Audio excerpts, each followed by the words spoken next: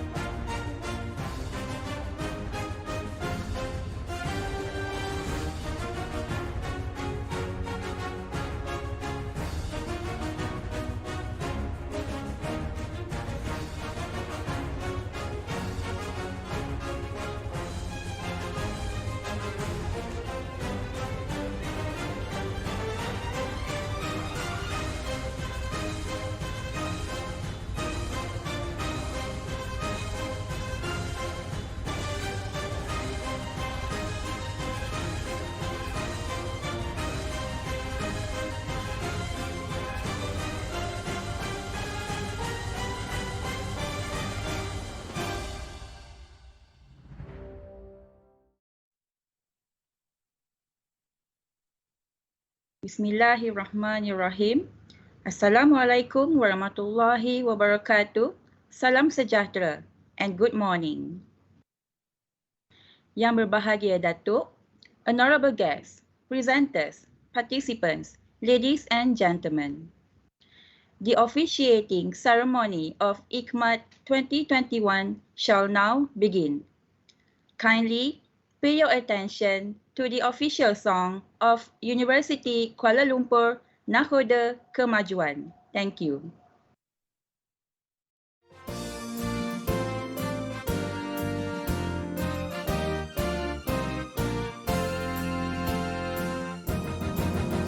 Universiti Kuala Lumpur, maju tanda kejayaan mara, nahoda kemajuan siswa-siswi, mahir inovatif berdikari.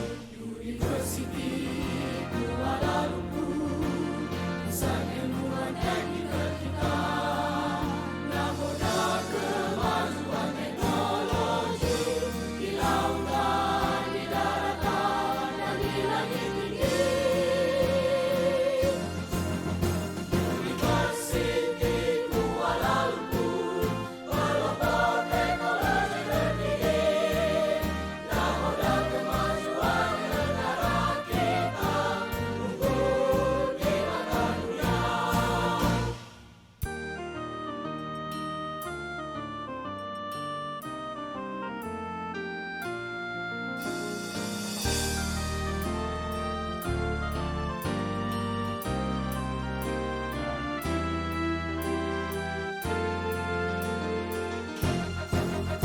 Universiti Kuala Lumpur, pusat ilmuwan teknikal kita, nahoda kemajuan teknologi di lautan, di daratan dan di langit tinggi.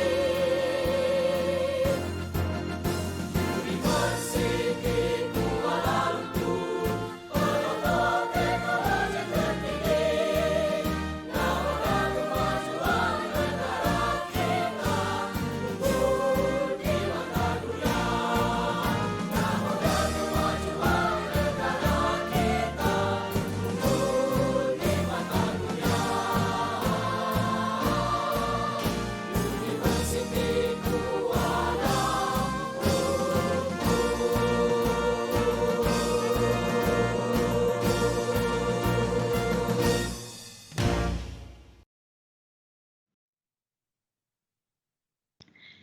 Yang berbahagia Datuk Dr. Rozia Omar, Presiden, Chief Executive Officer, University Kuala Lumpur. Yang berbahagia Profesor Dr. Darul Ihsan Abdul Hamid, Vice Chancellor, College University Politek Mara. Yang berbahagia Datuk Sharifah Halimah Said Ahmad, Chief Executive Officer, Meritus College. Yang berbahagia Puan Lailatul Asmah Muhammad Tahir, Mara, Perak State Director. Yang berbahagia Associate Professor, Commander Retired, Technologies, Dr. Aminuddin Mat Aruf, Dean, UniKL Malaysian Institute of Marine Engineering Technology. Yang berbahagia Encik Mirza Ilyawan Hamzah, Technical Director, Hydrokinetic Technologies Sdn Berhad. Deputy President and Senior Management Members of University Kuala Lumpur, distinguished guests, representatives from industries, sponsors, presenters, participants, and committee members of ICMAT 2021. Ladies and gentlemen, welcome to the officiating ceremony of the second International Conference on Marine and Advanced Technologies 2021, ICMAT 2021. On behalf of the organizing committee, we would like to thank our guest of honor, Yang berbahagia Datuk Dr. Rozia Omar, President, Chief Executive Officer, University Kuala Lumpur, and all esteemed guests for joining us today. This conference is organized by Research and Innovation Section, UniKL Malaysian Institute of Marine Engineering Technology, UniKL MIMET. This is the second edition since it debuted in 2017. Before we proceed with the agenda, let us begin with the recitation of Doa that will be led by Encik Anwar Kamarudin from the Center for Advancement and Continuing Education, UniKL Malaysian Institute of Marine Engineering Technology. Bismillahirrahmanirrahim. Alhamdulillah. Nahmaduhu wa nasta'inuhu wa nastaghfiruh. Wa na'udzu billahi min syururi anfusina wa min sayyiati a'malina. Man yahdihillahu fala mudilla lah wa man yudlilhu fala hadiya lah. Wassalatu wassalamu ala rasulina al-amin wa ala alihi wa ashabihi ajma'in. Ya Allah, Ya Karim, Ya Wadud. O Allah, the most gracious, the most merciful. All praise to Allah the Almighty. May peace and mercy of Allah be upon His Prophet Muhammad sallallahu alaihi wasallam, his families, companions, and followers.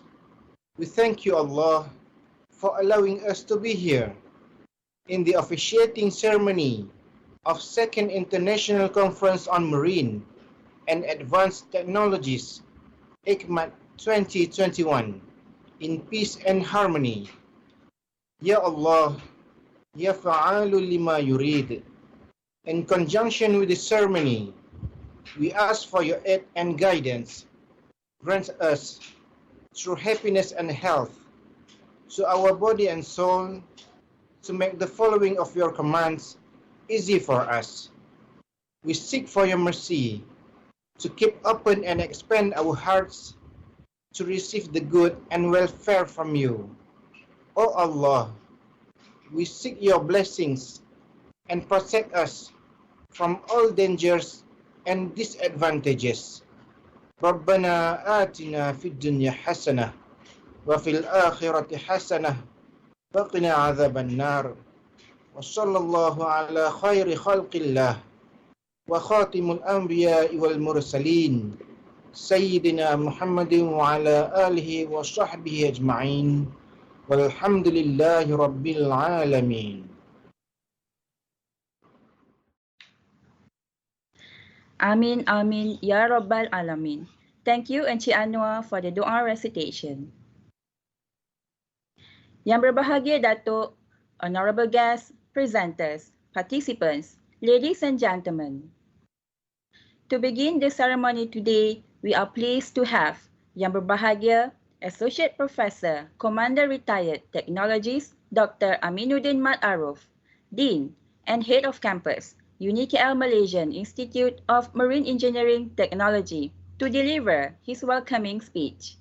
Please welcome. Thank you, Miss MC.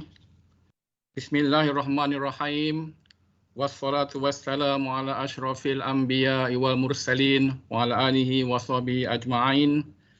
Assalamualaikum warahmatullahi ta'ala wabarakatuh and a very good morning. Yang berbahagia Datuk Dr. Roziah Omar, President, Chief Executive Officer, University Kuala Lumpur. Yang berbahagia Profesor Dr. Darul Ihsan Abdul Hamid, Vice Chancellor, College University Polytech Mara. Yang berbahagia Datuk Sharifah Halimah Said Ahmad, Chief Executive Officer, Meritus College. Yang berbahagia Puan Lailatul Asmah Muhammad Tahir, Mara Perak State Director. Yang berbahagia Encik Mirza Iriawan Hamzah, Technical Director of Hydrokinetic Technology Sendirian Berhad, Deputy Presidents and Senior Management Members of University Kuala Lumpur, distinguished guests, representatives from industries, sponsors, presenters, participants and committee members of ICMAT 2021, ladies and gentlemen. In the name of Allah, the most beneficent, the most merciful, All the praises and thanks be to Allah, the Lord of Alameen. We are grateful to Allah for His blessings that we are able to gather this morning for this very special opening event. Welcome to the International Conference on Marine and Advanced Technologies, or ICMAT 2021. It is our great pleasure to be the host of this special event. I would like to take this opportunity to thank all of you for taking time off to attend this conference. My special appreciation and thank you goes to none other than Datuk Dr. Roziah Omar, the President and CEO of University Kuala Lumpur, for her presence this morning to officiate our ICMAT 2021 conference in spite of her busy schedule. Her presence underscores the seriousness of UniKL in its effort to support the research and innovation activities within and outside UniKL. My sincere appreciation is also extended to our distinguished keynote speaker, Mr. Mirza Iriawan Hamza, Technical Director of Hydrokinetic Technology Sdn Berhad, for his willingness to share his thoughts and insights. Similarly, I would like to thank all distinguished guests and senior management members of UniKL for their support towards this event. I would also like to thank all our sponsors for their support that has enabled the success of this conference, inshallah. Our most precious thanks goes to all paper presenters and participants of ICMAT 2021.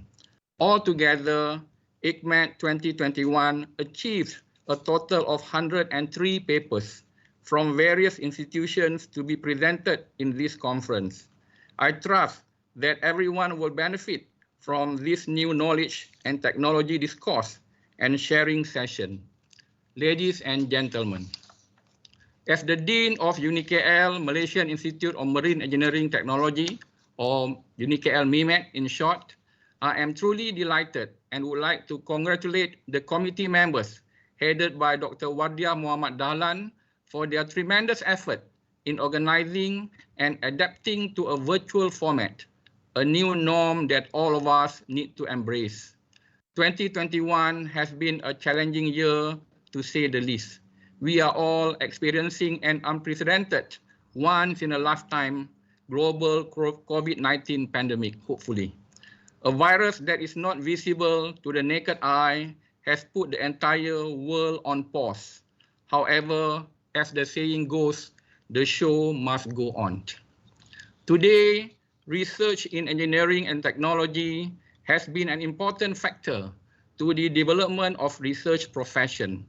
Under the theme Propelling Innovative Ideas, this conference features the recent development in marine and advanced technologies. Therefore, it is hoped that this conference will serve as a great step to encourage industrial players, engineers, researchers, academicians, scientists, and students alike to share ideas and actively participate to discuss and explore their knowledge and skill. Thus, it will contribute towards the advancement of our beloved country, Malaysia. With this event, I sincerely wish that it will inspire all of us to step up and bring out our ideas to the public, as well as inculcate an innovative culture among our youth and our future generation. By doing this, not only that we will be able to stimulate creative talents among us, but we will also be able to create a research platform for new ideas, or even commercialize our products. I am grateful to the many experts who have come to share their knowledge today in this conference. I trust that the conference will accomplish all its aims and earnestly desire that all participants will be able to actively participate in the presentations and discussions. Finally, it is hoped that this conference will be an eventful one and participants will be flourished with new and good insight for your own endeavor in research. I pray to Allah subhanahu wa ta'ala that the conference will be a great success, inshallah. Thank you. Wabillahi taufiq wal hidayah. Wassalamualaikum warahmatullahi taala wabarakatuh.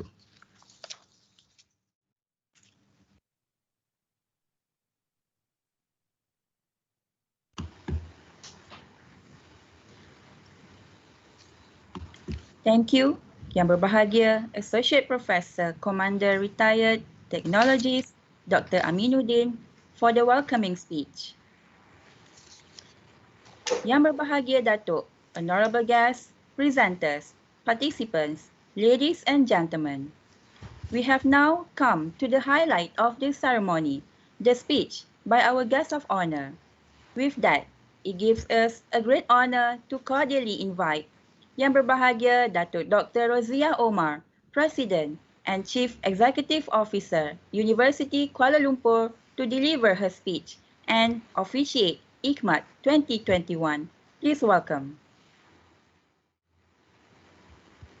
Assalamualaikum warahmatullahi wabarakatuh. Yang berbahagia Profesor Dr. Darul Ihsan Abdul Hamid, Vice Chancellor, College University Politek Mara.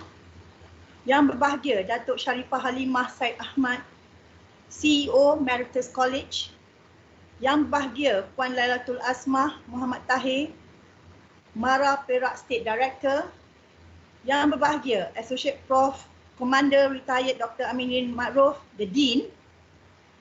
Yang berbahagia Encik Mirza Iriawan Mahamzah, Technical Director, Hydrokinetic Technology Sdn Berhad.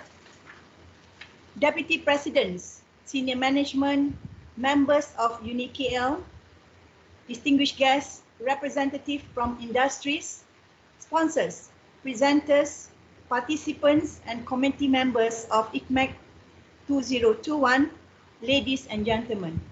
Bismillahirrahmanirrahim. Assalamualaikum warahmatullahi wabarakatuh and a very good morning.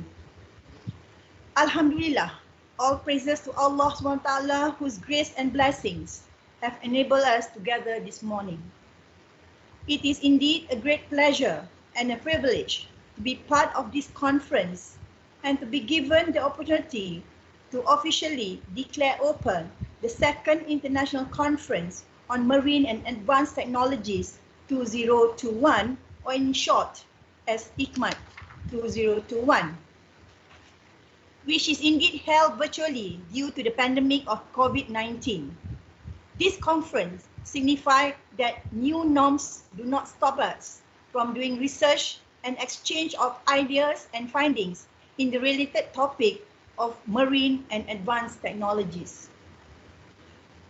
My heartiest congratulations to the Research and Innovation Section, University Kuala Lumpur Malaysian Institute of Marine Engineering Technology, UniKL MIMAT, for its dedication to make this conference a reality. This is indeed my first official program with MIMAT since my appointment as UniKL President last month. I believe there are more research activities that are carried out by our academics and experts in UniKL MIMAT. There is also vast potential for collaboration that I foresee UniKL MIMAT may offer with various local and international stakeholders in the marine industries. I look forward to more collaboration and thank you, Prof. Aminuddin, for having such conference and moving forward. This International Conference on Marine and Advanced Technologies is indeed an extension of the first conference that was held in 2017, I was informed. With this theme, propelling innovative ideas, ICMAT 2021 highlights the prominence of recent developments in marine and advanced technologies. This area is further elaborated through 6 major scopes covered in this conference, which are engineering and technology, marine application, maritime operation, energy and reliability, advanced materials, and applied science. This conference is indeed a very useful platform to share and disseminate knowledge, promote understanding, and generate new ideas, as well as giving opportunities for academics, researchers, students, and members of the industries to exchange relevant research results, innovative ideas, recent advances as well as promote research collaboration through the presentation of this session and the networking that will happen today. I believe that this conference will contribute toward the advancement of marine and advanced technologies in Malaysia and across the globe.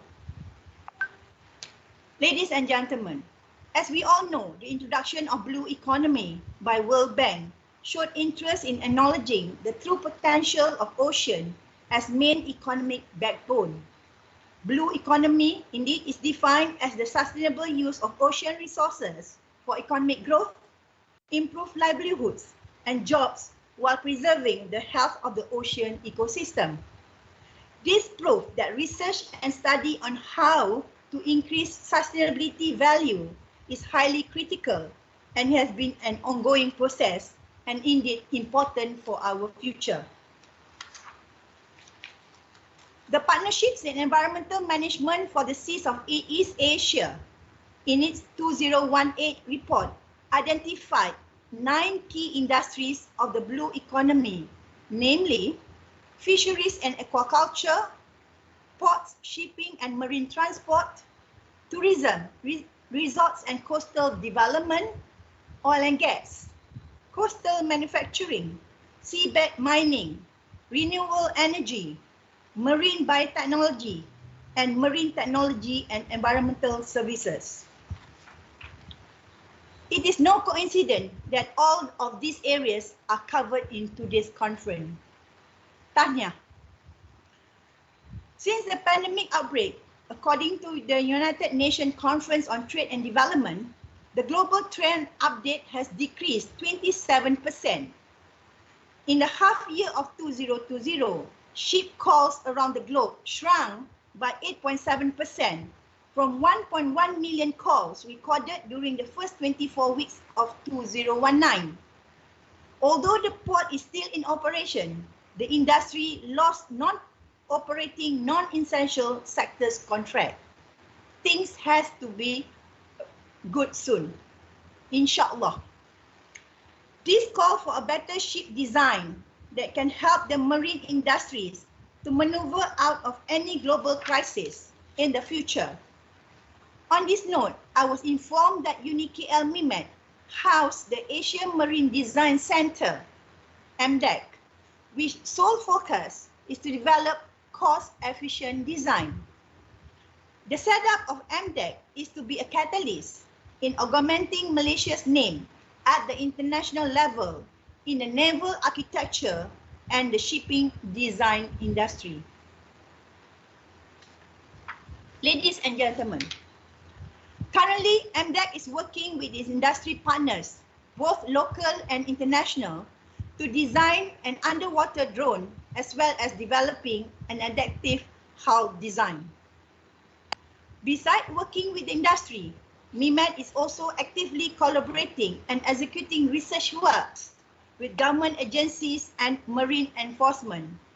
I was informed that the Marine Department of Malaysia has entrusted MIMAT and URSB Sendian Berhad to carry out annual survey in prolonging the service life of its ships. This requires meticulous works on engine and its system, as well as underwater survey and repair. Ladies and gentlemen, I believe the Research and Innovation section of ICMAT has worked hard in organizing the conference despite the challenges that we face today. Tahniah, congratulations to the organizing committee, members whose dedication and efforts have contributed to the success is what is happening today. I assure you, as the new president of UNIKL, I shall give you all the full support for us to work together as a university to fulfill the nation needs in terms of the marine industry.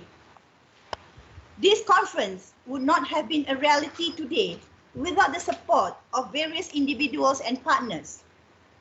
Today, I would like to take this opportunity to thank both the keynote speakers, Associate Professor Commander Dr. Aminuddin Muhammad Arif, the Dean himself, all right, and then Mr. Mirza Iriawan Hamza for taking time to be with us today. My appreciation to all the sponsors for the support given for the success of today's conference. To all presenters and participants, I wish you all the best and may ICMAT meet its objective. I hope there should be a publication that will come out from this conference. With a note in the name of Allah and the phrase Bismillahirrahmanirrahim, it gives me great pleasure in declaring the second International Conference on Marine and Advanced Technologies officially open. Thank you very much. Thank you participants. Wabillahi taufiq wa hidayah. Assalamualaikum warahmatullahi wabarakatuh. Assalamualaikum.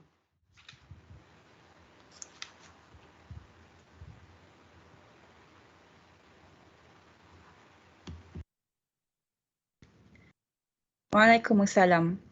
Thank you very much, Yang Berbahagia Datuk Dr. Rozia, for the insightful speech and for officiating the second International Conference on Marine and Advanced Technologies 2021.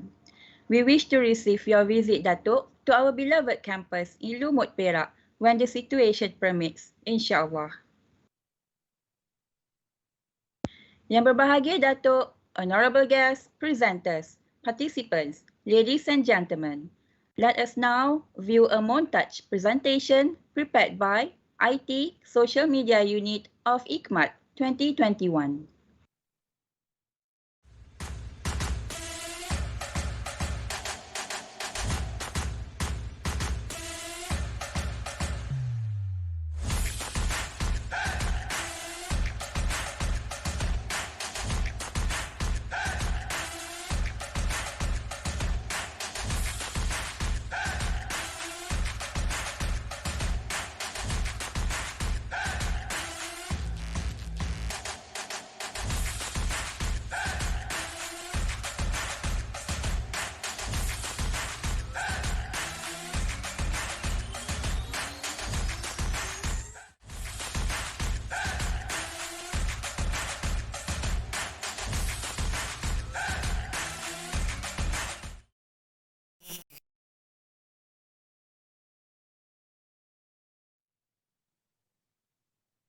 Yang Berbahagia Datuk, honorable guests, presenters, participants, ladies and gentlemen.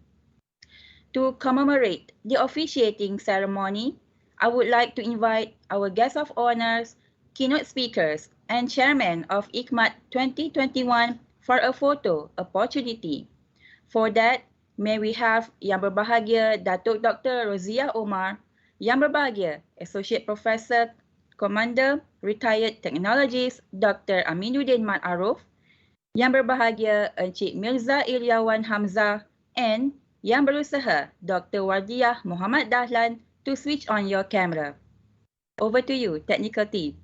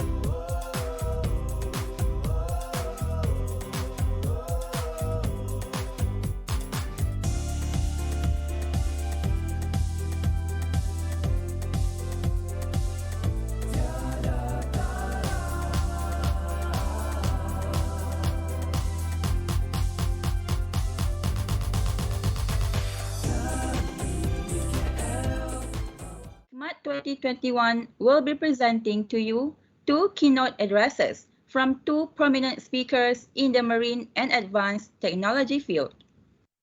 Please be informed that there will be a Q&A session after each address. For those who would like to ask any question to our keynote speakers, you may post your questions in the meeting chat or at the Facebook live chat. After each session ends, I will read the questions to our speakers. Without further delay, I would like to invite our first keynote speaker for today. But before that, please allow me to read the biodata of our speaker. Dr. Aminuddin received his PhD in Transport and Logistics from the Malaysian Institute of Transport, University Technology Mara, and a Master in Maritime Policy from University of Wollongong, Australia. Before joining UniKL in 2007, he served the Royal Malaysian Navy for about 25 years, and he was a lecturer with University Technology Malaysia for 3.5 years. His research interests include short sea shipping, green ship and port, cabotage regime, navigational rights, sustainable marine and coastal development.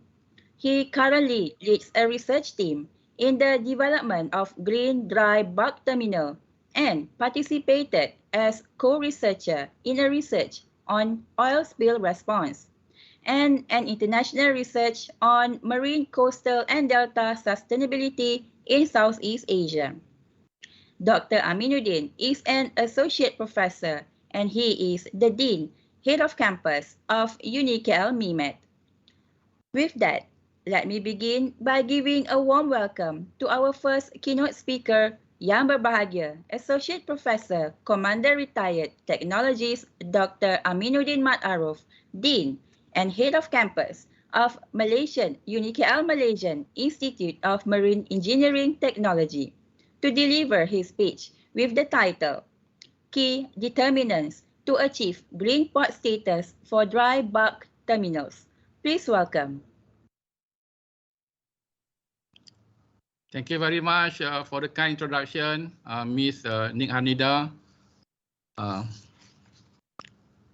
Yang berbahagia, Datuk Dr. Rozia Omar, President and CEO of Universiti Kuala Lumpur.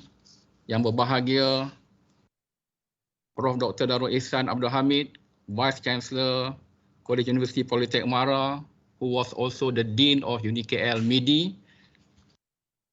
Yang berbahagia Datuk Sharifah Halimah Said Ahmad, the CEO of Meritus College. Yang berbahagia Puan Lailatul Asmah Muhammad Tahir. Yang berbahagia Encik Mirza Iriawan Hamzah, Honorable Deputy President, Senior Management Members of UniKL, distinguished guests, ladies and gentlemen. Will the Secretariat share the slide or you want me to share the slide? Okay. Okay, the slide is there. Can we go to the topic? The title. Okay, thank you.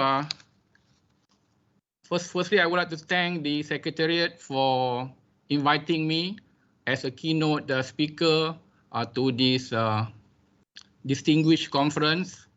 And inshallah, since I believe my current research area is actually something that is very current, in spite of the we are all preoccupied with the COVID pandemic. I believe another serious issue that we are currently encountered now is the global warming issue that demand serious attention. I'm not sure whether you are aware or not. Last Saturday, for the first time in history, precipitation at the summit of Greenland fell as rain and not as snow as what it normally did. And earlier on 11 August, Sicily in Italy recorded a temperature of 48.8 degrees Celsius, which was the highest temperature ever in Europe. So we believe although there are consistent international efforts through the IMO for the maritime industry to go green, the focus seems to be more on shipping rather than ports or other subsectors. And that's why we embark on this research, because we feel that it is high time that as a responsible international community, I think all aspects of the industry, not just maritime, should start to go green. Next slide, please.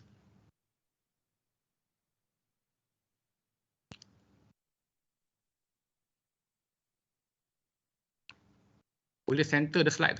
Okay, all right.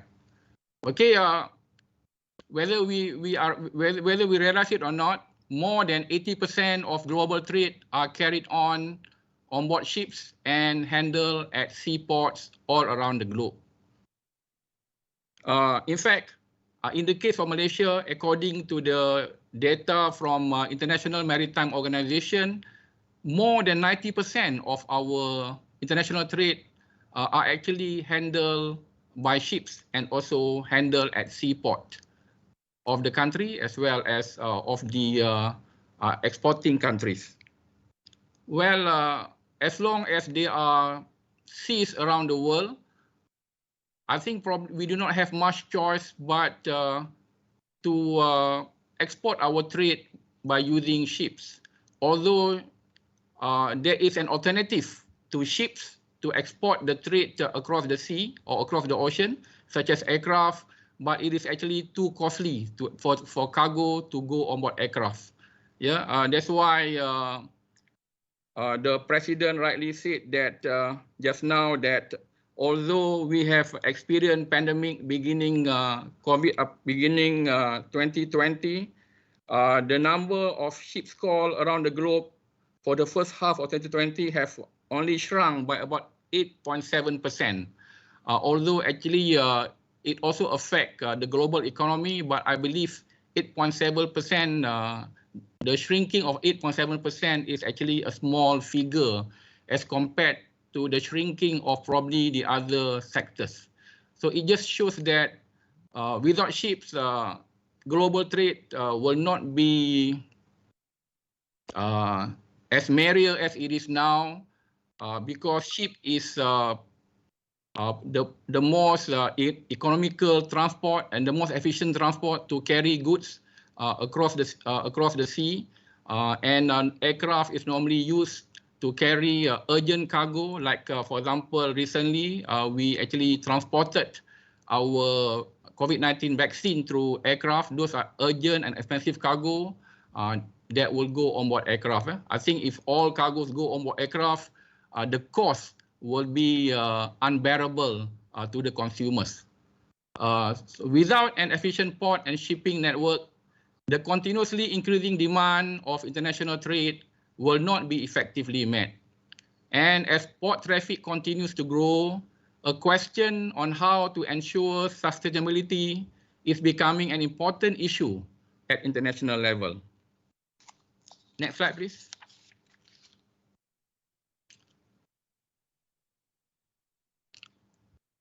Next slide, please. Okay. What are the detrimental effects caused by port activities? As port continue to grow, the number of ships call continue to increase, and the number of the amount of cargo handled in ports also continue to increase.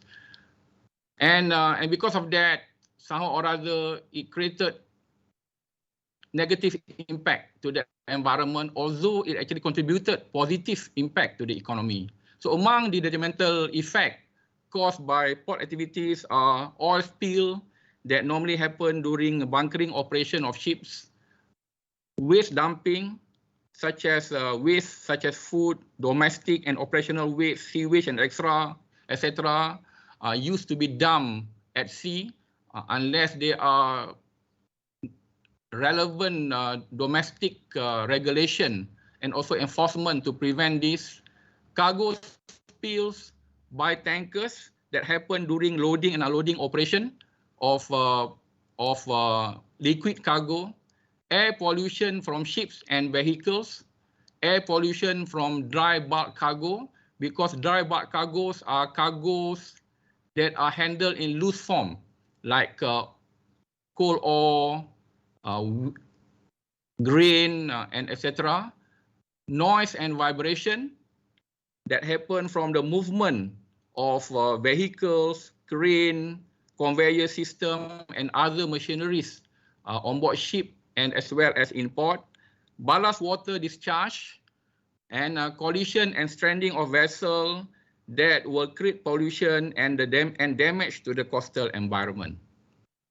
And in order for us to curb the detrimental effect created by port activities, it is actually high time for ports, particularly in Malaysia, to think about going green. So now, what is green port?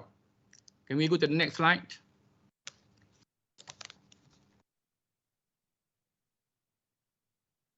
Next slide, please. Okay. According to Public and others, green port is a product of long-term strategy for sustainable and climate-friendly port infrastructure and development. And Lam and others interpret green port as those that place priorities on pollution prevention, clean technology, clean shipping, and clean port services. Therefore, the green port concept advocates with ports to minimize or eliminate harm to the environment and improve efficiency. Next slide. And research in green port has actually just started because the realization for port to go green have only begun somewhere in the 1990s among the developed nations especially. So the trend in green port only increased since 2010, something that is very recent. It only happened about a decade ago. However, more studies focus on container terminals as well as general cargo terminals, because those are the terminals that actually dominate cargo handling operation in nations. And the research areas that have actually been embarked by researchers over the last 1 decade have been in 3 areas: benefits of green port implementation, transnational initiatives and strategies, as well as identifying priority green port determinants. And this research is under the final category. So we are trying to identify determinants for green port, especially focusing on the dry bulk terminal. Next slide, please. Why should you go green? So I believe the answer is obvious. I mean, in order to be sustainable, in order to ensure that the environment can be retained as it is and will not become worsened. I think many things need to be done, okay, in order for us to stop the deterioration of the global environment. So the benefit of green port is, among others, environmental impact prevention and minimization, energy efficiency and conservation, operational efficiency and cost reduction. Both will bring economic benefit to the port in the long run, although it may cost some investment in the short run. Then it will involve regularity compliance among port operators, community outreach and new market that will help establish rapport between the port with the surrounding community and promote a good image of the port to the international community. And of course, it also promote health and safety. Problem statement that have actually encouraged us to embark in this research. Although the effort to go green globally or within the international community have started in the 1990s, in Malaysia, initial steps towards the development of a green port policy was only announced in December 2016. However, it is better late than never. And as this is a new initiative in Malaysia, an initial study shows that only Johor Port Authority had publicized their green port policy. So although the other ports have not publicized their green port policy, it's not necessary that they don't have. But it is actually, if you have such policy, it is only good for you to make them public to, instill the amount of confidence among the public, especially, particularly the local community.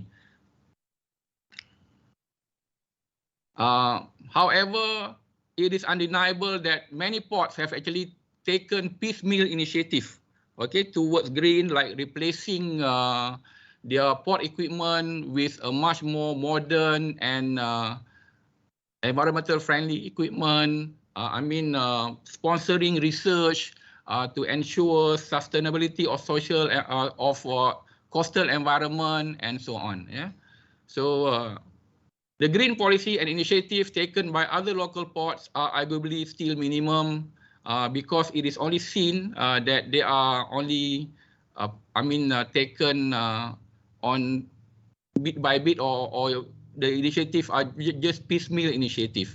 So since ports or terminals can be divided into several specializations, because ports are commonly divided into, I think the most popularly known port are actually the container ports or the container terminals, which are relatively environmental friendly because the cargoes are not handled in loose form. They are all stuffed in the containers. I think the government will normally use container terminals to promote our image to the international communities. But there are also other ports that are operated in Malaysia, such as the general cargo terminal, the passenger terminal, the liquid bulk terminals that handle the oil and also other liquid cargoes, as well as the dry bulk terminal that handle cargoes I mentioned just now in loose form in order to achieve the economies of scale and the speed of cargo handling. Yeah? So those are the terminals that we have in Malaysia. So it is imperative to have suitable guidelines for each terminal to enable them to identify the actions required in order for them to go green or to become more sustainable as compared to the present operation. So those are the pictures of two dry bulk terminal. These are the pictures abroad. Because if I put the picture of dry bulk terminal in Malaysia, I'm afraid people may get angry with me. I think the top picture just show you how dry bulk cargo is handled openly, and of course with that kind of operation, it will create a lot of. It is actually a threat to air pollution. It creates a lot of dust, and it is also a threat to the workers and also the health and the well-being of the local community. The picture below is a bit cleaner, but this actually involves the loading of cargo.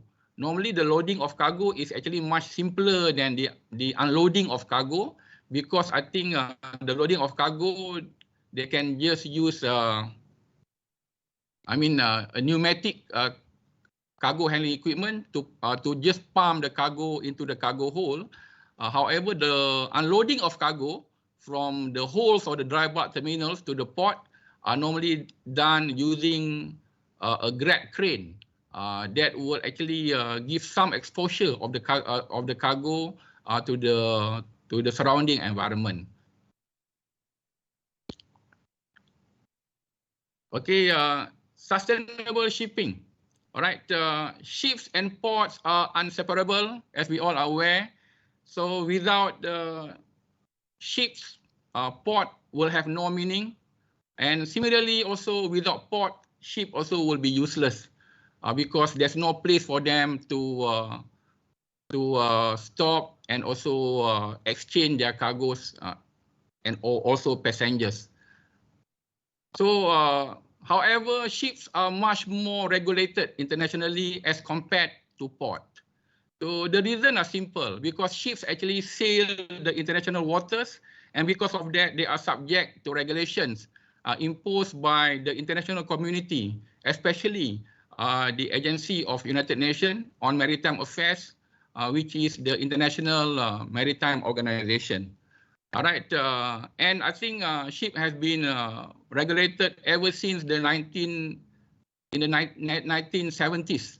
I think the most common regulation to ensure green shipping is the International Convention for the Prevention of Pollution from Ships, or popularly known as MAPOL. So MAPOL actually is a 6-in-1 regulation. It is actually a one convention that comes with 6 types of regulations from Annex 1 to Annex 6. So Annex 1, for instance, deal with the control of oil and oily water from being discharged to the marine and coastal environment. Annex 2 deal with the noxious liquid substance in bulk, for example, the handling of our, for example, palm oil, okay, is regulated under Annex 2. Then Annex 3 deal with harmful substances in packaged form. Annex 4 deal with sewage, how you treat sewage while at sea and in port. Annex 5 deal with garbage. And the recently talk about the Annex of MAPOL is Annex 6 that deal with air pollution from ships, where beginning January last year, the sulfur limit discharge from the ship exhaust have been reduced from 3.5% to only 0.5% if you are outside the Special Emission Control Area, or the SECA, as people call it. The SECA are the areas that are considered more endangered, more in danger as compared to the areas outside SECA. For example, the areas of North Sea, Caribbean, European waters, and etc. Those are gazetted as part of SECA. And if you are in SECA, you can only emit 0.1% of sulfur. And because of that, ship owners need to actually invest in a system, a scrubber system, that will actually filter the emission, okay, to enable the reduction in the sulfur being released from the ship's exhaust system, or they have to change to a more expensive fuel that have less sulfur. So the other regulation is the SOLAS Convention that actually regulates ships from the day it was designed until the day it is being demolished. So this regulation ensures that ships are environmental friendly. They are built according to the requirement of established international standard, environmental standard. Sorry. For example, if the ship is meant to carry liquid bulk tankers, for instance, that is dangerous to the environment, it is actually it is mandatory for them to be double hull, for instance. Yeah, and ships also need to have a segregated ballast tank, a ballast tank that is different from the cargo tank, for instance, for them to fill up the ballast water after they discharge their cargo, to ensure that they will sail back safely to the next port or to their final destination. And also, there are also other areas addressed in the SOLAS Convention to ensure that the ship is more environmental friendly, and in case actually it met an accident, the damage can be further reduced or can be easily mitigated. And of course, the among the recent convention that have been enforced deal with ballast water, which is the International Convention for the Control and Management of Ships' Ballast Water and Sediment, or the BWM Convention. And this convention actually, it is something very simple, because previously when ships unload their cargo, okay, in order for them to have the stability, they will have to load the ship, okay, with seawater, okay, so that the ship will sink at certain drafts to enable them to actually sail safely to the next destination where they can fetch new cargo. And of course, before they fetch the new cargo, they will discharge the ballast water, clean the tank, and fill up with the new cargo, right? However, the recent finding by scientists found that the ballast water may contain some invasive species that may disrupt the ecosystem of their new environment, of the environment that the ballast water was discharged. So, and because of that, the new regulation mandate ships that have taken ballast water in the ports, in their previous port, to actually change the ballast water somewhere about 200 nautical miles outside the EEZ boundary of the next port, of call. Okay, they change their ballast water, they discharge the ballast water they have taken in earlier, take new ballast water, move closer to the port that they are their new port of call, and then only discharge the new ballast water, so that it become less detrimental to the local ecosystem. So now why am I now talking about regulation for ships? Actually, regulation for ships also. Okay, thank you. The secretary just remind me that I have about 5 minutes to go. All right. Regulation for ships also affect the performance of ports, because ships in port also need to adhere on all these international conventions that are enforced upon them. So it will also help ports to go green. And even in ports, if the ships did not follow the various conventions, they can actually, although they are foreign ships, they can actually be detained by the Port State Control Authority, as we call it over here. Next slide, please.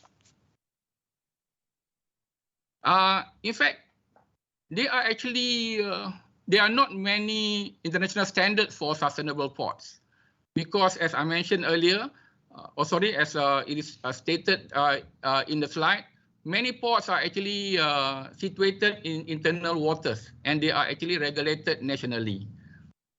Okay, the best example of international standard for sustainable ports that we can trace is actually in Europe, that was produced by the European Seaports Organization, or the ESPO, that governs ports of 22 European countries. This is actually probably the most established regulation that govern international seaport in the world today.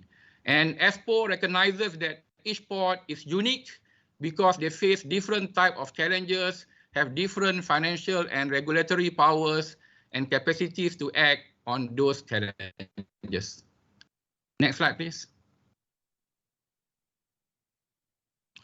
And so far, ESPO has actually done 4 surveys on their member countries, and they have listed the top 10 environmental priorities among the port, and there's not much change in terms of the type of determinant need to be observed. The only things are the priority of the determinant have been changing over the years.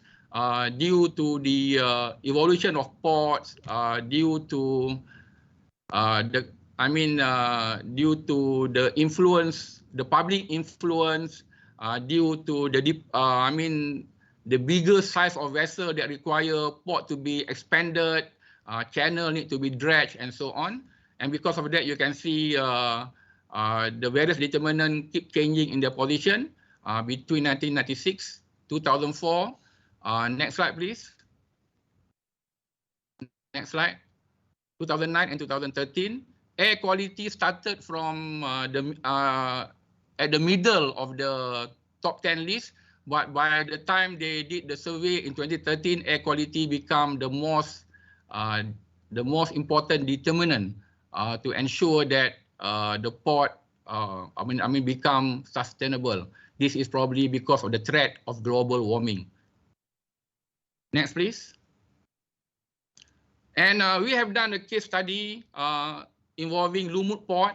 Okay, although Lumut is actually is a small town actually in Perak, it actually houses 4 terminals, and many terminals, and most of the terminals are actually dry bulk terminals.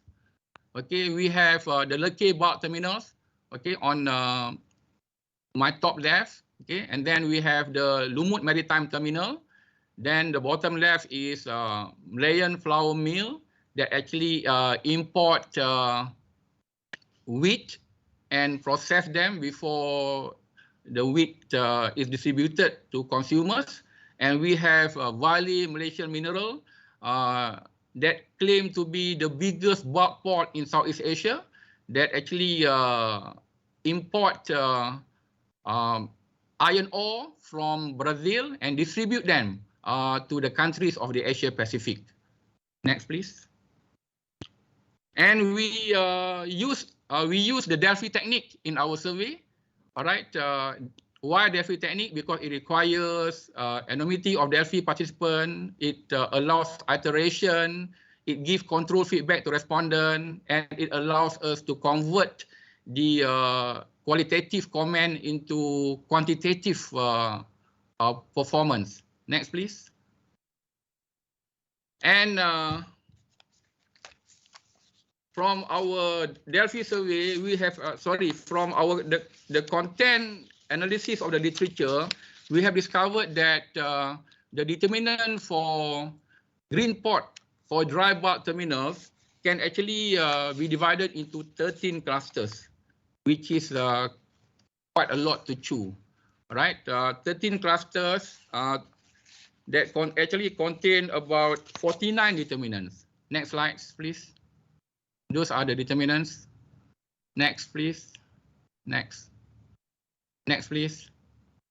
Next, please. Next, please. Okay, and we have actually consulted the expert, and we have asked them to determine which determinant that they feel important to the dry bulk terminal in Lumut for them to observe in order for them to achieve green port status. And besides the 49 determinants, the expert actually proposed another 9 determinants. Next, please. These are the 9 determinants.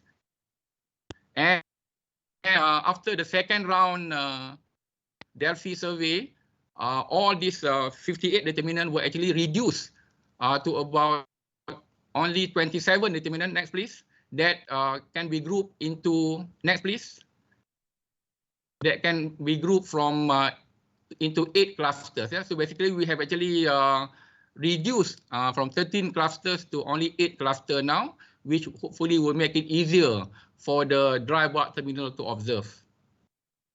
And finally, in conclusion,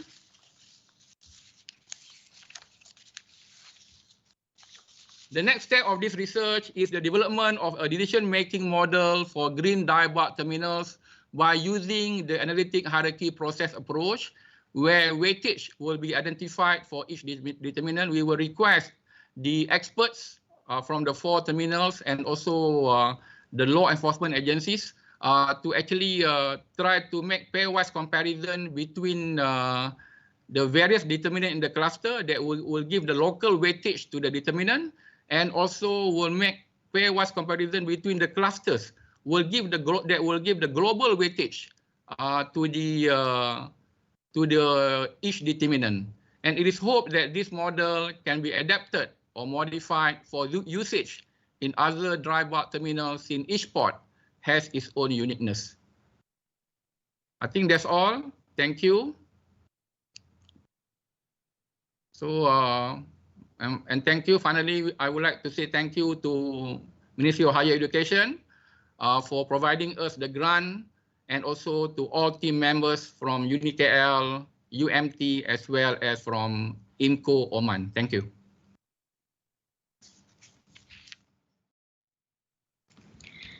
Okay, thank you very much, Dr. Aminuddin. We shall now start our Q&A session. I see there are two questions from our Facebook live chat. If I may read the question to you, the first question, Dr. Aminuddin. Please. Wani. So the question is, what are the most important actions to be taken to achieve port operation efficiency and emission control? Okay, that is a very good question. Well, I think many ports across the globe have taken a variety of actions. I think among the actions that have been taken so far are actually, for example, to provide a coal ironing facilities to ships that actually berth in port. Coal ironing mean you disallow the ship to use their machineries to generate internal power, but you provide the shore supply to the ships. That is called coal ironing. So meaning that you have you reduce the emission of the exhaust from the vessels, and also among other things, there are also requirement for ships to slow down the speed as they enter the port, and then the requirement for ships to use less sulfur fuel or other equipment that will actually reduce the emission as required by MAPOL just now, like scrubbers and so on.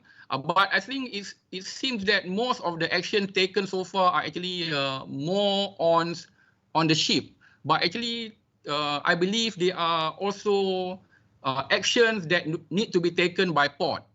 For example, to handle particularly bulk cargo in a more environmental friendly, more human friendly manner. For example, cleaning of dust from time to time, ensure a closed conveyor system that did not allow, or that will not allow dust to be spread by the side. And actually, there are many things depending on, because each port is unique. It will depend on the cargo you handle, and it will also depend on the facilities that you have in the port. Okay, all right. Thank you, Doctor. Right, we have another question. Okay, so the question is, being nearest to Lumut Port, and also part of your research involve Lumut Port. So the question is, has Lumut Port operation achieved the Green Port standard? Oh, that is another excellent question again. To ensure that a port achieve a green standard, there must be a tool to measure the green performance. So that's what we are trying to develop.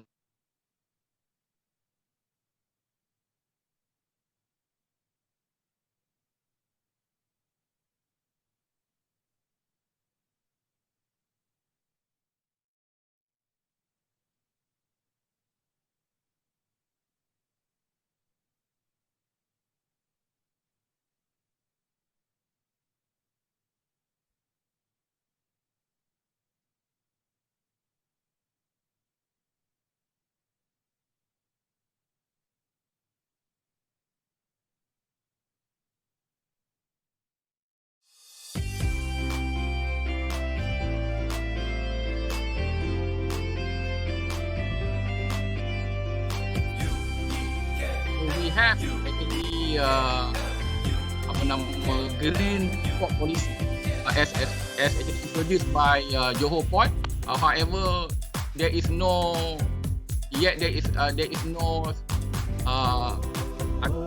measures or enforcement that have been made public yet. So we don't know whether any of the port has actually achieved a green status yet in Malaysia.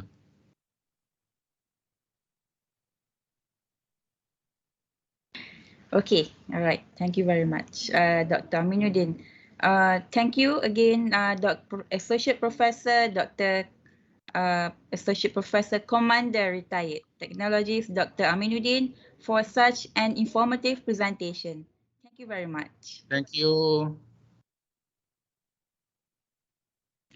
Okay, please keep the question coming, guys. Do not forget to mention your name, organization, institution, or campus you are from together with your questions. Okay, so let's not further delay. Yang berbahagia Datuk, honorable guests, presenters, participants, ladies and gentlemen. Next, we shall invite our second guest speaker, Encik Mirza Ilyawan Hamzah, graduated with bachelor's degree in electrical engineering from University of Queensland, Brisbane, Australia.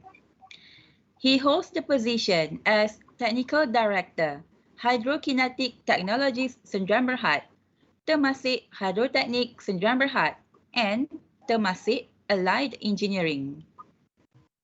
He focuses on designing and building of marine unmanned surface vessel (USV) and subsystems for the oil and gas, environmental, and defense sector. Among his areas of specialization are power electronics, power transmission, telecommunication, metogen design, marine instrument design, and autonomous system design. With that, I would like to invite our second keynote speaker, Yang Berbahagia Encik Mirza Ilyawan Hamzah, with his keynote entitled Autonomous and Remote Vessels for Marine Data Acquisition. Please welcome. Assalamualaikum. Thank you, Puan Nick, for the kind introduction. Assalamualaikum. A very good morning to Yang Berbahagia Datuk Dr. Rozia Omar, President CEO of University Kuala Lumpur. Yang Berbahagia Prof. Dr. Darul Ihsan Abdul Hamid, Vice Chancellor College University Politek Mara. Yang Berbahagia Datuk Sharifah Halimah Said Ahmad, CEO Emeritus College. Yang Berbahagia Puan Lailatul Asma Muhammad Tahir, Mara Perak State Director. Yang Berbahagia Associate Prof. Commander Retired Dr. Aminuddin Muhammad Aruf, Dean of Uni KL MIMET. Deputy Presidents and Senior Management Members of University Kuala Lumpur.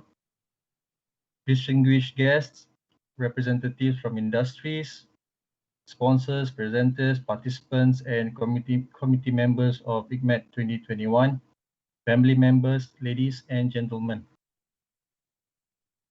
Be invited to this blessed event in which I'll be sharing thoughts and insights into unmanned and autonomous technologies. Also, I would like to express my greatest gratitude to my fellow partners and also colleagues. That also includes, I think, probably who's in this in this presentation as well, in this kind event. Farah Wahida from Charigali Petronas, and also my family members. So without further ado, I would like to present my presentation for today.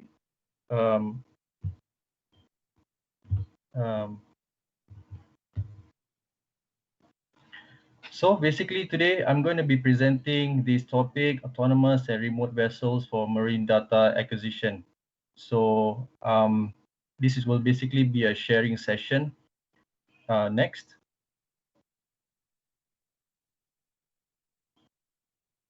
Okay, this is something about myself. So basically I was from Fugro Survey, Singapore in 2012. I've been about 10 years in the industry. I'm a AUV technician, autonomous underwater vessel technician of the Kongsberg-Huygens AUV. In 2014, I'm the technical manager for Geosamudra Semerhat, a family-owned and operated company. 2016, started my own outfit in TAE in sales, service, and rental of hydro instrumentation.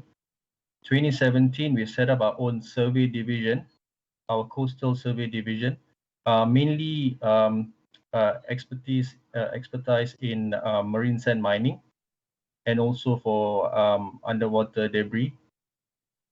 In 2019, we actually set up our own manufacturing entity under the entity of Hydrokinetic Technologies, Sdn Bhd, which we actually partnered with the Center for Unmanned Technologies in UIA in Gombak. And in 2020, we actually got our first certification of Made in Malaysia product, which was given by KPDN HEP. Next. Okay, this is slightly a bit about what we do. So HTSB, short form as we call it, is a Bumi-owned, family and operated unmanned systems and remote operated systems integrator with core competency in maritime robotics. So basically application is quite diverse, includes subsea mapping, inspection, SAR, marine logistics, so on and so forth. So we are also a systems developer. We develop our own in-house software, hardware, firmware integration, our own telemetry option, basically anything that actually is part of the marine robotic system.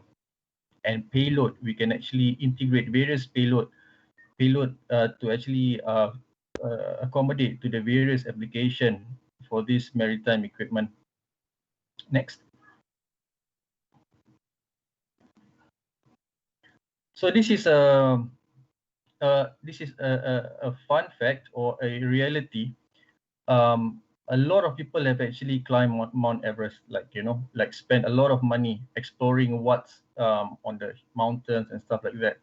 A lot of people and a lot of resources have been spent exploring space, which includes SpaceX, include exploration on Mars, to the moon, etc.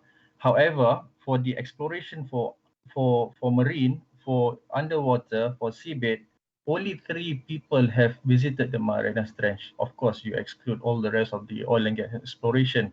But, in terms of technology which has been spent on underwater, it's basically, it can be counted as opposed to the technologies that have been spent on the space exploration. So we have a lot of space. We have got a lot of opportunities there. Next. Okay, Malaysia is blessed. Basically, we are very blessed with to have the 29th longest coastline in the world. So basically, we have a total coastline length of slightly below 5,000 kilometers. And Malaysia is covered by water or maritime area of almost 600,000 kilometers square. And therefore, hydrographic surveys, or basically a study of the ocean, is very important for the nation's interest. And this covers basically the maritime navigation, safety of navigation, minerals mining, oil and gas, also for the coastal fisheries, to ecotourism, ports and shipping, as well as the rest of the marine construction as well. And also not forgetting that it also covers all the marine geopark as well as the mangrove forest, for our future generations to actually enjoy. Next. So with this, of course, we can't manage what we don't measure. So we have to quantify. We have to quantify our nation's interest in order for us to make reap the most benefit out of it. Next. So these are the challenges of our traditional survey approach. So basically, in terms of exploration, right now, all the industries include oil and gas, the Navy, the what do you call that? The Marine Department. all of us are actually using traditional methods to actually survey. So this manual operation, it poses an occupational risk. That's number one. Number two, it involves a high cost, and it does, in some instances, on the extreme end, we do not even have insurance, especially on the coastal side, to actually cover this operation. It involves a lot of HSE, and also a lot of what do you call that, threat to human lives and daily operations as well. Next.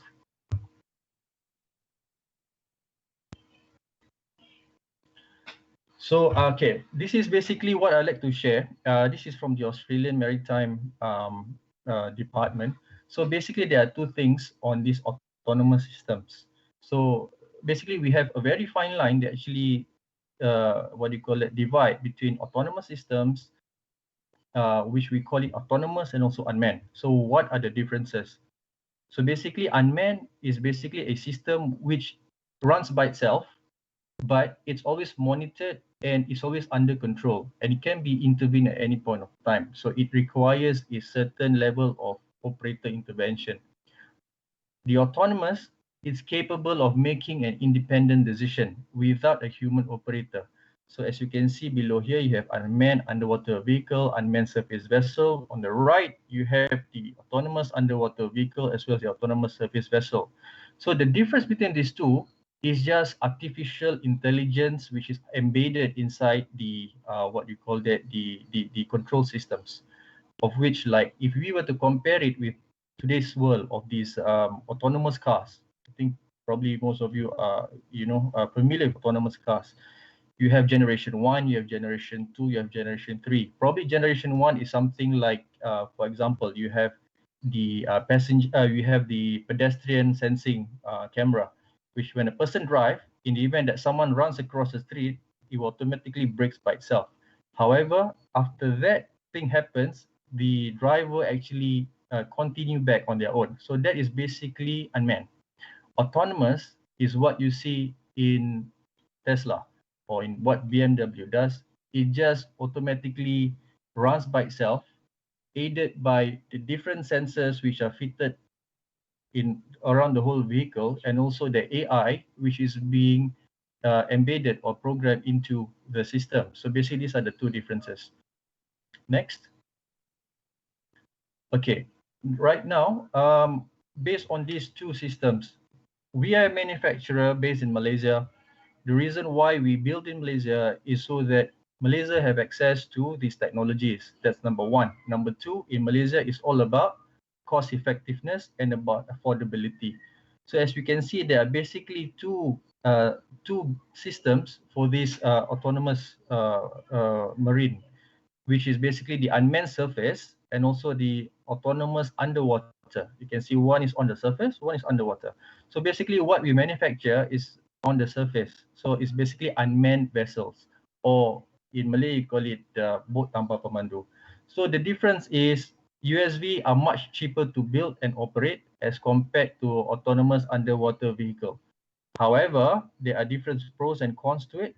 The USV is susceptible to roll, pitch, heave, yaw, because on the surface of the water there's a lot of X, Y, and Z what do you call that, interferences. However, positioning and guidance, we can actually get it via differential satellites. It's within the what do you call the LOS of satellites. Payload systems are cheaper. They are surface units. There's no need for depth-rated ones. Full control can be done via shore telemetry or surface telemetry. Easy to deploy and recover. Of course, we have a lot of ways to QC the data as well. However, for AUV, the pros is that it's isolated from the surface weather. In this case, it doesn't need any motion reference unit. However, being underwater, there is no access to the what do you call it, the positioning systems, which means that it needs to be guided via date reckoning without the use of the satellites, of which they will get the last point of satellite fix before it dives down into the water, and then it will back calculate. So with this, you need instrumentation like INS or inertial navigation system, and also with DVL, Doppler velocity log, in order to aid its its movement. it's similar to torpedo technology, in which it's basically we have limited access to it. That's number one. Number two, it costs a lot. Number three, also there are certain clearances in order for anyone to operate. So next. Okay, this is an example of a marine data which we normally get. On the right is actually a multi-beam data, which this is actually our own data. We don't get it off the Google image or anything. So we got this data in East Malaysia, in Sabah. So with this multi-beam data, is one of the payload that we actually install in a survey vessel. So this gives a multi-beam bathymetry. This is actually a multi-beam bathymetry. It gives a seabed imaging and also backscatter that allows us for seabed classification. Applications as listed. So it's a diverse application ranging from archaeology to defense to clearance to even construction. So these are actually some of the data that we can actually get via remote technologies. Next. So these are again the payload data acquisition and analytics. With the data that we get just now, what we're able to get is we are able to analyze. We're able to analyze without the intervention or without the inclusion of human, which is it can be controlled remotely onshore. So we are able to get more data. We're able to get more lines. We're able to get more coverage. Next.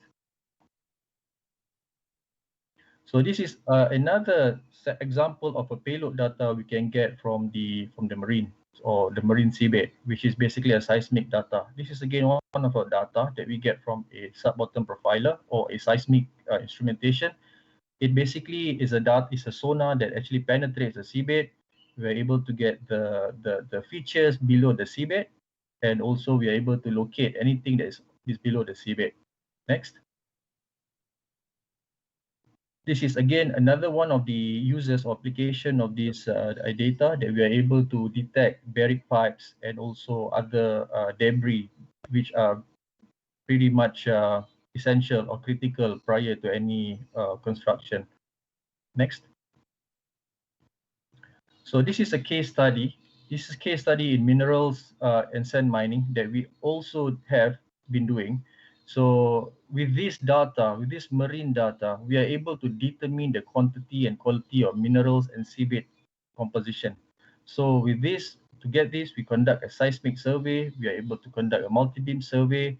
Be able to conduct habitat mapping, and also be able to get the substrates or the subsurface layers from the seabed. All of these are currently being done manually, and with this autonomous system or unmanned systems, we are able to carry this out for a further range, a place where it's beyond reach or it's hazardous for us to reach, and we are able to map a lot of seabed data around the world. Next. So this is basically the USV workflow. So this is Suraya 2, one of our models. One of our USV model is actually a multi-beam system. So it's being deployed to wherever it's going to be mapped on. We actually have a software that actually we can upload or create waypoints and get all the sensors input in there. Once it's being uploaded, as you can see, the what you call the arrow downwards is being deployed, and the mission is being run.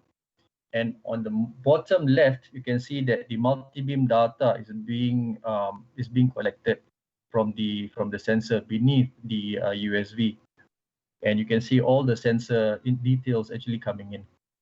Next. So this is an example of the latest one. As you can see previously, on the slide, the software is slightly different. We have actually upgraded. We have developed in-house about 2 to 3 years. We have currently come up with our own IP-based or web-based management system. We call it the SMS or Suraya Management System, whereby we can control and also we can create waypoints. It's flexible, and we are able to integrate with world-leading acquisition software such as Quincy, HiPack, Carries, IVA, so on and so forth.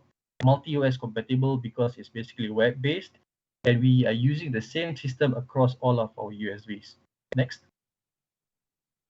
Okay, this is basically the ecosystem that we are trying to build, or we are building, and even around the world. So you have basically on the right, the most right, you have the USVs operating on the water. In the middle, you have basically the ground control station. If in the event that the USV doesn't have any satellite broadband. And on the left is basically where the data are being offloaded to, which is basically the servers onshore. So we are actually working closely with NTIS. We used to work together with MBEC, and we are also in the working group with Petronas, where MCMC is involved, Jabatan is involved, in order to get all these regulations together. So basically, we have a working system, but of course, to run it in Malaysia, it requires regulation in order for it to be conducted legally. But we have these systems already put in place, and it's proprietary technology that we actually create in-house in UIA Gombak. So next. With this, we have actually made a newer version or another version of a software which we call it Suraya Commander. Suraya Commander is in-house developed. It's a multi-vessel control software whereby it complements the swarm mode. If not, also it's able to be able to create a joint mission mode whereby we are able to run 2, 3, 4 USVs or unmanned surface vessel at once. And what this enables is that it enables it enables a better HSE perspective, and also it minimizes the number of operators. So next. Okay, this is a case study that we actually carried out this Suraya one, which is single beam in Kuantan. The presenter, can you please play the video?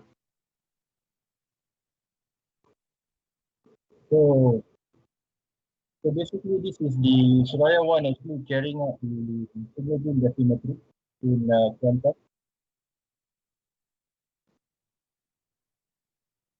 Okay, as you can see below on the bottom right, you can see the data there. It's actually quite precise, and these are actually raw data, unprocessed, versus the manual way of doing it, which you can see a lot of crooks and bends and stuff like that. So you can see it's quite precise, and we can actually get what we want, which is basic in this case the ISO standard of an interval of 25 meters on the main line, and on the cross line you can see 75 meters there on the check line. So next. Okay, likewise, we also do this in Terengganu. These are actually basically for Jabatan Laut. So the same thing as well, 25 meter interval on the main line, 75 meter interval on the cross line. So we actually use this. The draft is only a few centimeters. We are able to navigate in most waterways, which normal vessels are not able to. Next.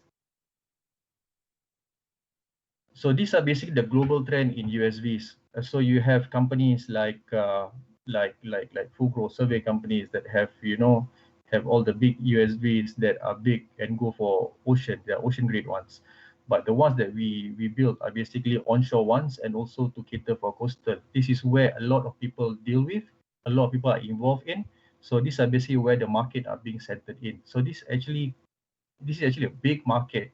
The world is covered with 70% water mass, 30% land mass. You can see that is the opportunity. Next. So basically, we are the first company that actually designs and manufacture USV. That doesn't mean to say there are no other companies, but we are the first ones to actually get certified by KPD and HEP as Barang Buatan Malaysia. Next. So these are basically our inshore class vessels, Suraya 1, Suraya 2. Suraya 1 is actually a single beam version with a differential navigation to less than 8 centimeters. Suraya 2 is our multi-beam version. These are meant for inshore waters or rivers, which are not exposed to the big vessels, are not exposed to the sea traffic. Next. This is our coastal class USV, which is about 4.7 to 5 meters. these are able to actually carry out pipeline survey works, and these are able to survive a sea state of a minimum of state 2. It's multi-role. We are able to put all sorts of payloads in it. It's basically battery driven. We're able to incorporate a lot of telemetry into it. It also includes Iridium and all the other broadband telemetry. And it both all these three USVs, it actually shares the same command and control software. Next. So these are proven track records, Serai 1, Serai 2 that we did for JPS and also Jabatan Penyelenggaraan dan Sarian. Also we did for the MARDEP or Marine Department of Malaysia. Next. So all of these are locally designed and developed in Malaysia. Modeling, ranging, it starts from the sketch, just a normal crude sketch, to a assembly simulation, to a fluid drag simulation, and finally to the actual product itself, which are able to work as what is designed to be. Next. Also, we built ROVs as well. ROVs which are not just normal ROVs, but it's ROV which are actually have a AI software that goes behind it. So can you run the video below? So as you can see over here, these are basically a camera that are able to detect the what do you call it, the object. We call it object detection AI, that is able to detect the what do you call it, the artifacts on the seabed. So this algorithm we also built in-house to actually be fitted behind the sensory inside the ROV.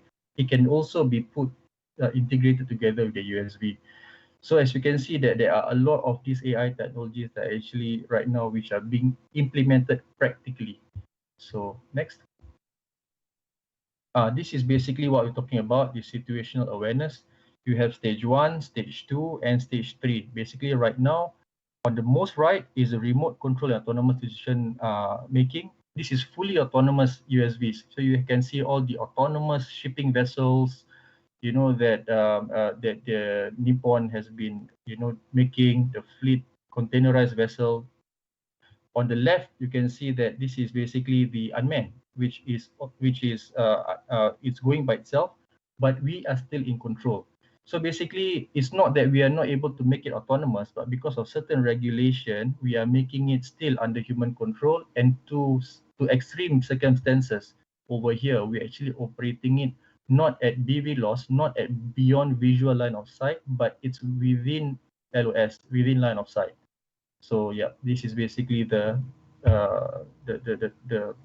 difference between the timeline. Next. So the top 3 application for marine, okay, these are quite straightforward: ports and harbors, the oil and gas, hydrographic, bathymetric survey, and anything that actually covers the sea. That also includes the submarine cables. That includes the high-speed internet we are enjoying right now, even though it's not so high speed, but intercontinental high-speed internet cables. All of this needs to be surveyed. All of these are being placed on the seabed. So as you can see that the seabed is a very important and strategic asset that the country has to manage. And without these tools, it's impossible for a country to get all these important data. Next.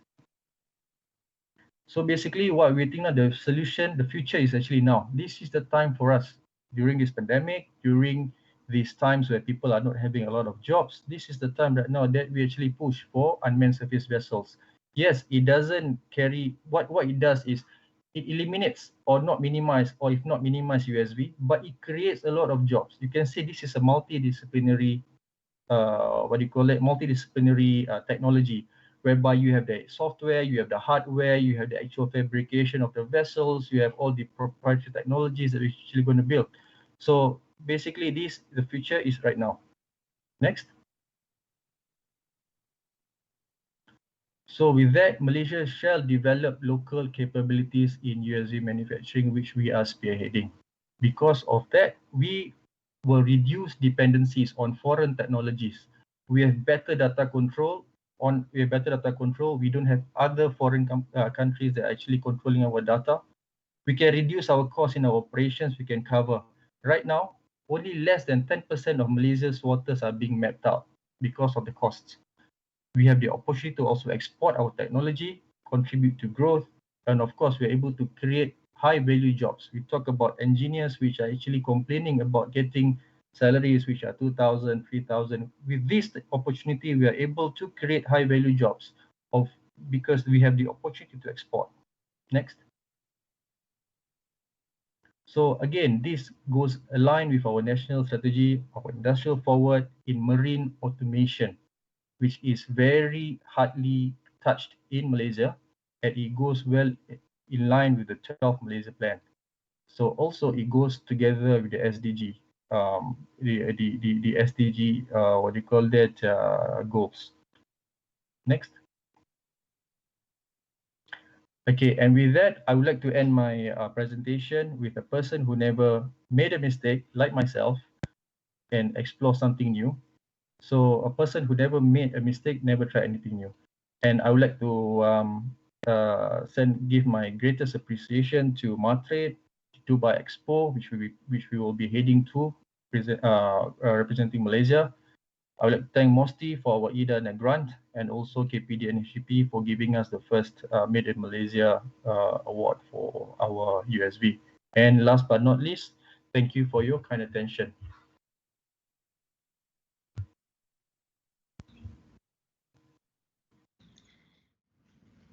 Thank you very much, Mr. Mirza. That was a very some sort of enlightenment speech for me, because previously in Encik Mirza, I thought unmanned and autonomous are two terms which have different meanings. So now I know that unmanned is remotely controlled, autonomous is totally auto controlled on its own. So maybe a question from me. So between USV and UAV, which one is more technically easier to operate and to maintain? Okay, actually that is a trick question, I would say. But these are basically two things. There are basically two things. We talk about operation. The UAV or the unmanned aerial, one is aerial, one is underwater. So you can see that underwater, you have a lot of sea state condition that you cannot escape. You know, you have your roll, your pitch, your yaw, what you call it, the XYZ. But for aerial, basically, it's just the air. You know, you are able to have that gyro stabilization. In terms of payload, you can see that whatever payload that we use on the UAV, it's pretty much quite cheap in a way, because you are just, all the sensors are basically just traveling through air. So through air, you can see that most of it is lasers, optics, you know, most of these are actually travel at the speed of C, which is 3 times 10 to the power 8, which is the speed of light.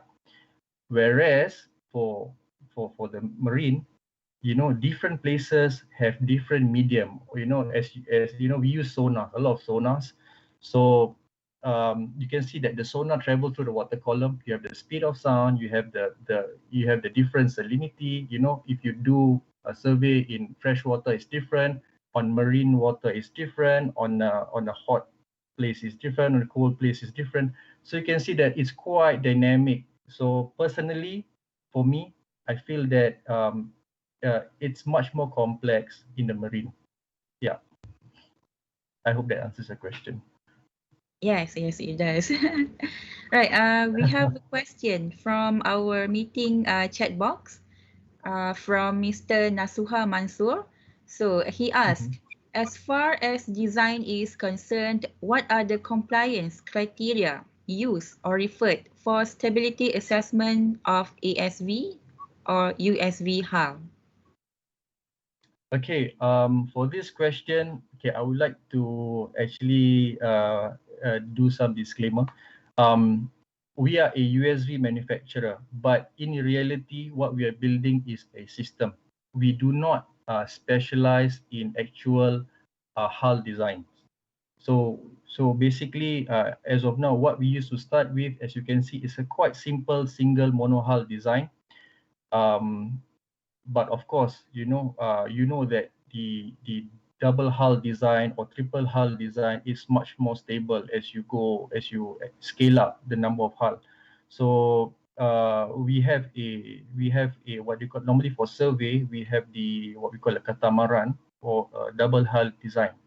But in this case, for the ocean, for the ocean operations, it's not as simple as the onshore because of the what you call the external elements, the the waves and stuff like that. So basically, in terms of the hull assessment, we are actually right now creating one a USV, what we call a black box, which we are able to turn any vessel, any manned vessel that includes fishing boats, include any vessel into autonomous. Because why? We would like to focus on the actual autonomy technology. So that's why just to add on with that, I think we are in the midst of talks with MIMAT to actually work on the hull design, which I think we are working right now is basically the wave adaptive hull.